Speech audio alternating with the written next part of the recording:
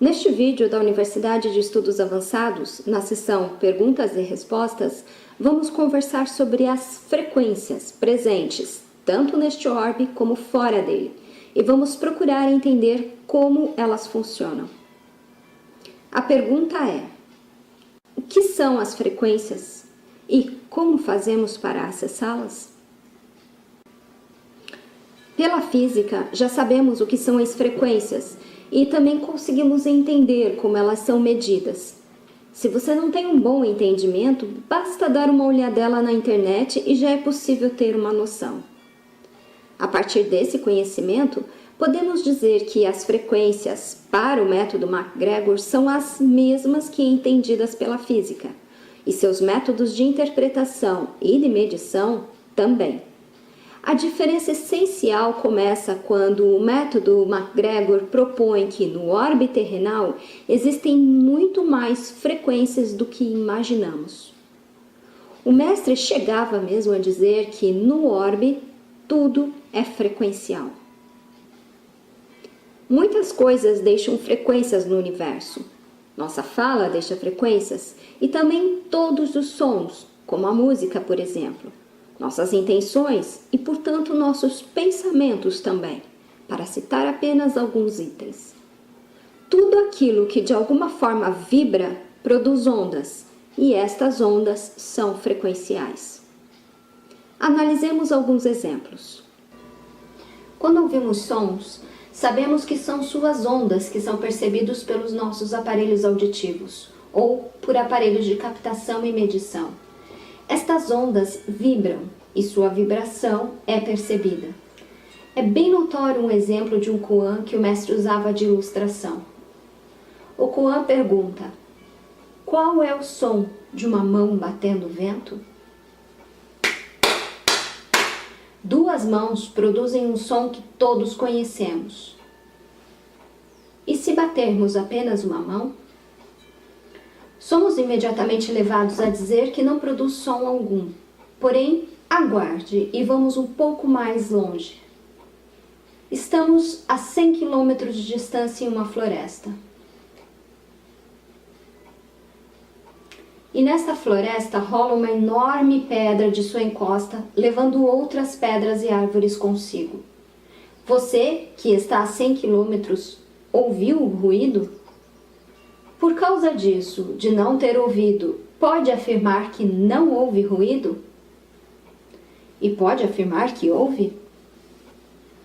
Este ruído, este estrondo, produziu frequência a qual marcou o evento, e esta frequência pode ser captada.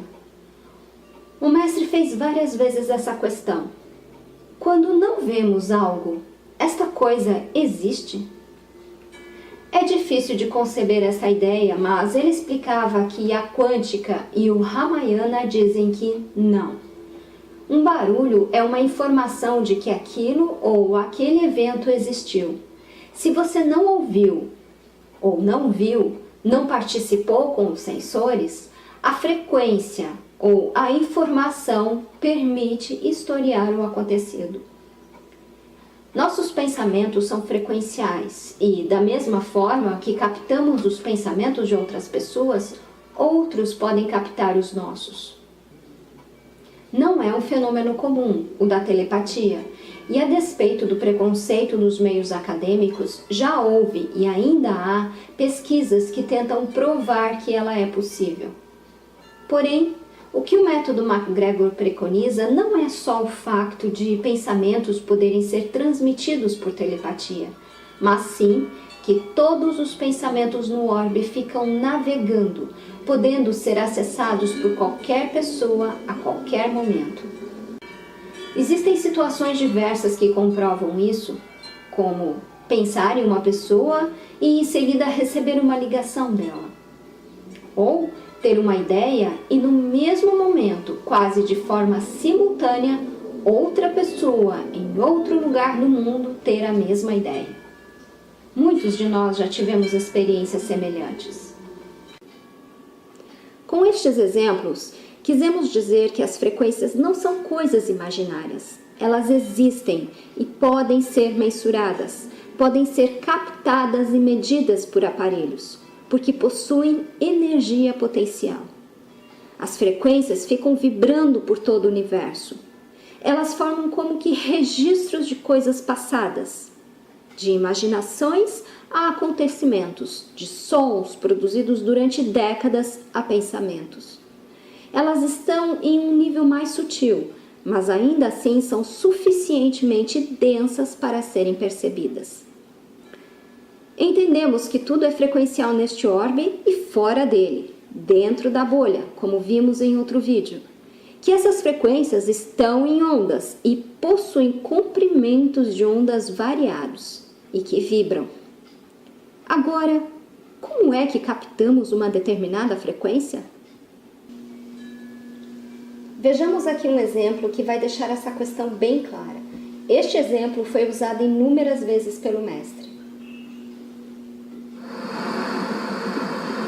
Estamos usando um rádio analógico, igual ou semelhante como era antigamente.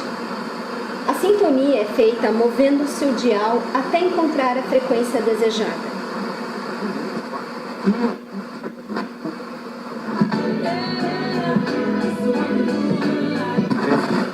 Fundo complementar, o SC-Prev. Pode virar. Hoje, com os rádios digitais, essa sintonia acontece de outra forma, mas o princípio ainda é o mesmo. Cada uma dessas estações está em uma frequência e ela pode ser sintonizada pelo aparelho radioreceptor desde que o mesmo tenha a sensibilidade para sintonizá-la. Aqui,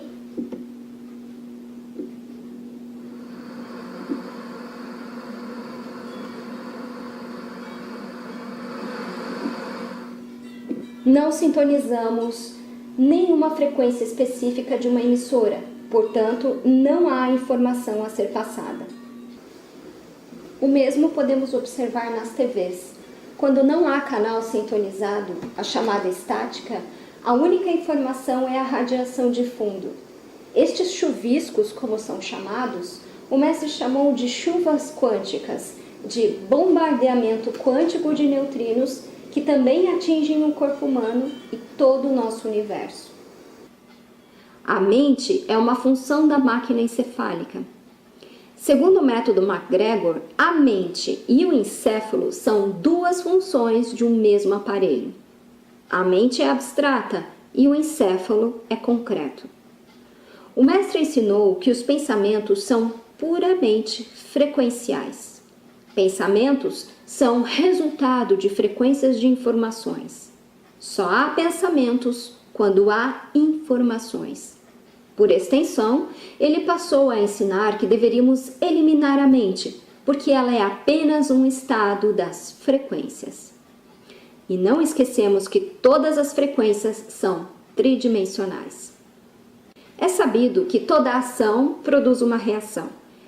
Essa reação é como que uma ressonância e, segundo o mestre, percute e repercute.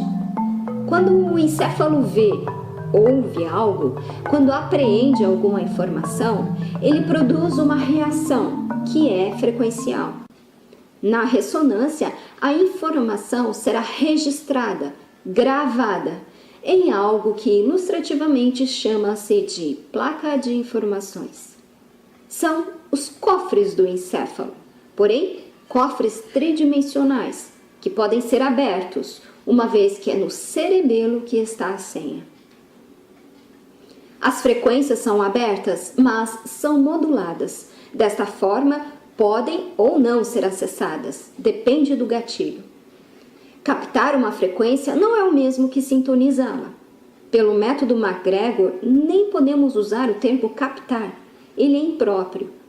Por captar, entender-se-ia pegar, apreender, e não é isso que acontece aqui. Portanto, o mais correto é dizer sintonizar. Por sintonia, podemos dizer que um aparelho mensurou a frequência, o seu medidor, o dial, a mensurou, e assim seu nível pôde ser reconhecido. Segundo o mestre, para acessar uma frequência, basta, portanto, ter o controle do dial. Porém, para acontecer a sintonia, há primeiro uma interferência. As frequências estão abertas em forma de comunicação pensante. Então, ao entrar em uma frequência, pode-se entrar no pensamento frequenciado de alguém, ou pode-se entrar num pensamento recordativo do pensante. Interferência frequencial neutrínica.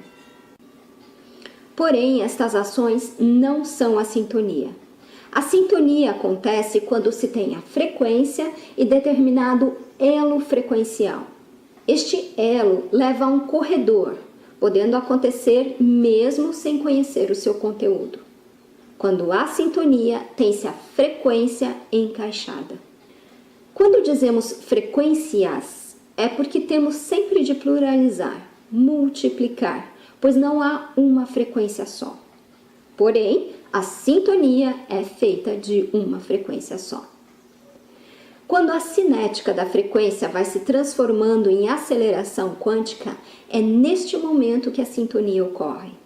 Entra-se no corredor das frequências, percebe-se e recebe-se a influência, e então sintoniza-se.